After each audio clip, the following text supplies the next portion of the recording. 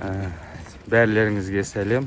Бүгін ерекше күндердің бірі. Өзім влог түсірем деп шештім. Білсеңіздер қанша күн, қанша ай ойланып түсірейін ба жоқ па деп ойлап жүріп, міне резко спонтанно дейді ғой, түсіріп көрейін деп шешіп бастадым. Қалай болады екен, өзіме де қызық. Қызымды садикқа апара жатырмын. Бүгін понедельник, бірінші күн. Қызым екеуміз кішкене ұйықтап қалдық, сондықтан кішкене тез балабақшаға бара жатырмыз. Өзім подкаст, сонда влогтарды жақсы көретінмін, көріп бір қызығып жүретінмін. Өзім де былай түсіріп көрсем қалай болады, қызық бола ма, ел көре ма деп, сол қанша ойланып жүріп, сол бүгін түсіруді бастадық, көреміз. Қызық болып, ұнап жатса қолдап жібересіздер. Түсіруді тоқтатпауға тырысамыз, түсіре беруге боламыз, қызықты сәттерді көрсетуге тырысамыз. Сол бүгін күн жақсы болып тұр, қатты суық та емес.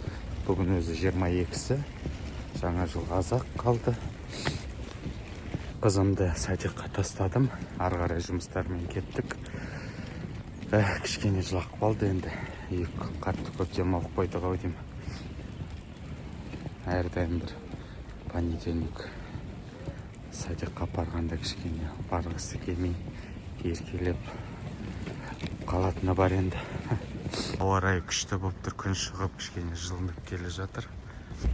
Осы влог түсіретін бастайтын алдында ойланасың ғой, ел көре ма, просмотр бола ма, қызық бола ма, ең бастысы не түсіресің деген басты проблемалар ғой, бірақ оны ойлап жүре берсең түсірмейтін сияқтысың ғой, сондықтан тәуекел етіп бастадық, қызықты қылуға тырысамыз. Атының бітпейтін пробкасы, таңертең, кешке, суббота, воскресенье, жұмыс күн емес, қарамайтын пробкасы. Сондай пробкалардың кесірінен машинада айдағым келмейді, шыны керек. Кеше барахолкаға, жаңа жылға балаларға подарка қараймыз деп, тағдай қонақтар келеді, соларға сыйлық қараймыз деп барғанбыз. Сенесіздер ба жоқ па? Адамның паркингінде бір жарым сағат пробкада тұрған шығармыз. Қып-қызыл болып. О адамның паркингінен шыққаннан кейін үйге қайтқанша тағы да бір жарым сағат пробкада тұрдық. Енді барахолкаға бармай шештім ғой. Осы шай ішіп, осылай подкаст, бір интервью көрген ұнайды. Осы фонтимнің реклама емес шығар. Осылардың подкасттары ұнайды. Неше түрлі қазақстандық спортсмен, футболистерді шақырып жақсы бір подкаст түсіріп. Жұмыстарымызды бітіріп, міне үйге де жетіп қалдық. Машинаны кішкене қыздыртып жатырмыз. Гибрид болғаннан кейін аккумулятор тоқты 0-ге дейін түсіруге болмайды, одан кейін зарядтау қиын болып кетеді дейді, сондықтан орында тұрып кішкене тоғын зарядтап жатқанымыз бар. Сол әлі үйрене алмай жатырмыз жөнді влог түсіруге. Қазір үйге барып кішкентаймен магазинға барып шығамыз, үйге керек заттарды алып, одан кейін садикқа кіріп, қызды садиктан алып, солай алдағы миссия сол. Бүгін енді бірінші домашний сондай влог болар енді. Қатты қызық болмаса да, сол үйдегі күнделікті өмірден естеп жүрген сәттер. Сол дала суып келе жатыр.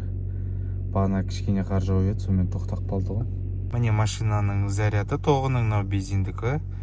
10-нан түсірмеуге тырысам. Қазір міне менде 7 болды. Қазір 11-ге апардым. Бір 15-ге дейін апарып қоямын. Өйткені бәрі суық кездерде, мысалы 10 болса, бір 8-7-ге түсіп қалатын кездер болады. Сондықтан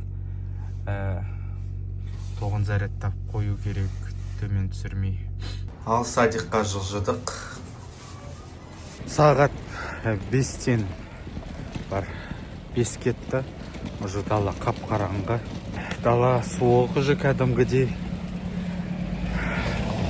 Айтамын да, жаңа уақыт ауысқаннан кейін, қыс болғаннан кейін, уақыт деген, күн деген тез өтіп жатыр кәдімгідей. Көзіңді ашып жұмғанша күніңде бітіп жатыр дегендей. Соқта қызды садиктан алып,